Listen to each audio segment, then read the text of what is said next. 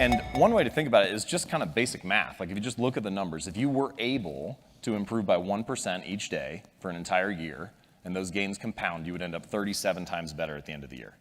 And if you were to get 1% worse, you would whittle yourself almost all the way down to zero. What's interesting here is that everybody wants a transformation, right? Everybody wants a radical improvement, we want rapid success. But we fail to realize that small habits and little choices are transforming us every day already. So, for the rest of this talk, there are 4 stages of habit formation. I'm going to take you through each of those 4. All right, so the 4 stages are noticing, wanting, doing, and liking. Noticing, wanting, doing, and liking. One of my favorite things about noticing, one of my favorite strategies for discussing it, it's called implementation intentions. This is the insight. Many people think that they lack motivation when what they really lack is clarity.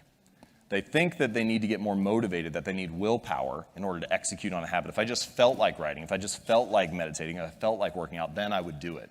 But in fact, they don't have a plan for it, and so they wake up each day thinking, I wonder if I'll feel motivated to write today. I wonder if I'll feel motivated to work out today. But instead, you can take the decision-making out of it by explicitly stating when, where, and how you want to implement the habit.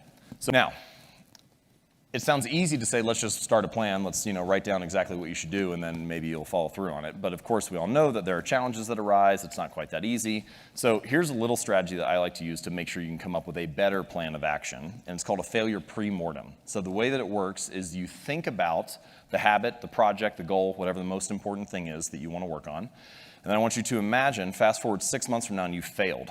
And then tell the story of why you failed. What happened? What challenges did you encounter? What was it that took you off course? Once you have all that stuff laid out on the table in front of you, you can start to make better choices about how to develop a plan. You can start to have if-then plans. So not only do I want to exercise for 20 minutes on Monday at 5 p.m., but also if I do not exercise because I have to take my kid to practice or whatever, then Tuesday morning at 7 a.m. I will go in, right? You can have ways to adjust for these challenges. Stage 2, so, wanting. One of the most overlooked drivers of habits and human behavior is our physical environment. And this is an interesting insight about our desires. Your environment often influences them. We want things simply because they are an option, right? Simply because they are in front of us at the time. You don't have to be the victim of your environment. You can also be the architect of it. You can decide to design something to make your good behaviors easier and your bad behaviors harder. So, when it comes to habits, if you want to practice your guitar more frequently, put it right in the middle of your living room so you run across it all the time. If you want to read more, when you make your bed in the morning, take the book you want to read, put it on top of the pillow. When you come back that night, pick it up, read a few pages, go to sleep. Many of our desires are simply shaped because we have an environment that shapes us in that way. So the moral of the story is I've never seen someone stick to positive habits in a consistent fashion in a negative environment. Maybe you can overpower it once or twice. Maybe you can have the willpower to do the right thing on one day. But if you're constantly fighting against those forces, it's going to be very hard to follow through. All right. Stage 3, doing. And the important insight here, especially for habits, is that in the beginning, the most important thing is just to shut up and put your reps in. Just make sure that you hone the skill, right? And you can start to think of it, the way that I like to think of it is that any outcome that you wish to achieve is just a point along the spectrum of repetitions.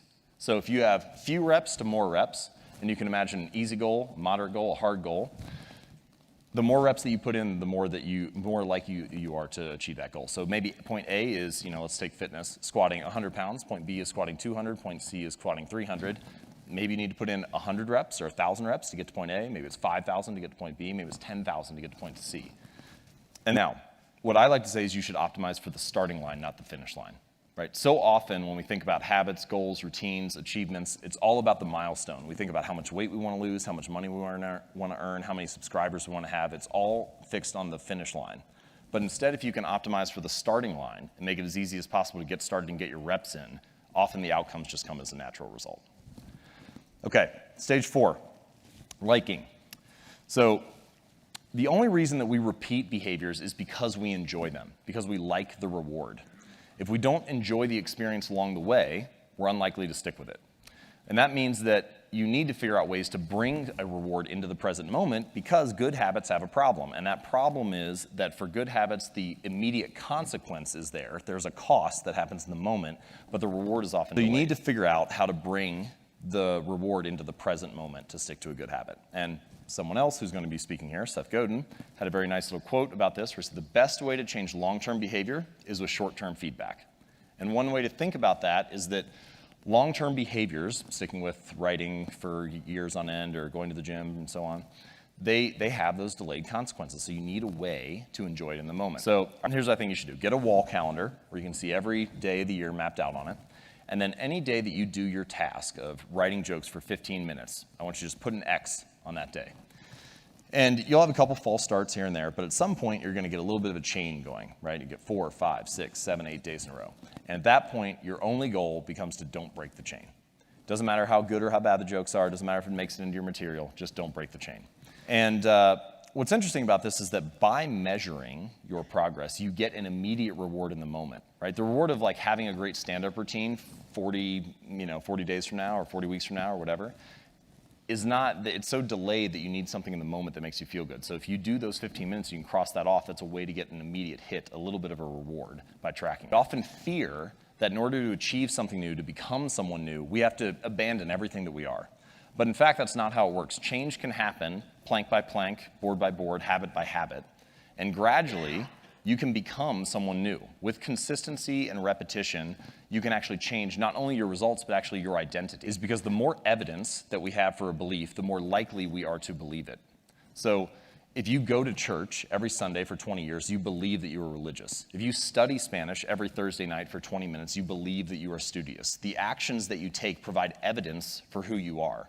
And it's not that habits matter more necessarily on an individual basis. Each moment in life matters, but what ends up happening is that over the broad span of time, things that you do once or twice fade away, and things that you do time after time, day after day, week after week, accumulate the bulk of the evidence for what you believe about yourself. And so every action that you take is actually a vote for the type of person that you want to become. If you want to become someone new, then you can take a new action and begin to accumulate evidence for that identity, for that belief about yourself. And that the more votes that you cast, the more likely you are to win the election. You don't need to be unanimous. You don't have to be perfect all the time. You just need to have the body of work, right? So true change is actually not behavior change. It's not results change. It's not process change. It's identity change. The goal is not to read a book. It's to become a reader. The goal is not to write a book or write an article. It's to become a writer. The goal is not to run a marathon. It's to become a runner, to become a type of person, to develop an identity. And the way to being something or becoming someone is through doing something. So every time you sit down to write, every time you practice that habit, you are being a writer. Every time you play a sport, you're being an athlete. Every time you practice painting or music or whatever, you are being an artist. Your identity emerges out of the habits that you have. And so here's the secret to this talk. It's not just about getting you to make small changes. It's not just about putting a book on your pillow or putting an apple on the counter. It's actually about getting you to believe something new about yourself, something possible about yourself. Habits are not only the method through which we achieve external measures of success, like losing weight or earning more money or meditating and reducing stress. They are also the path through which we achieve internal change and actually become someone new. They're the path through which we forge the identity that we have, the deepest beliefs we have about ourselves, our sense of self. And so if you can change your habits, you can change your life. Thank you.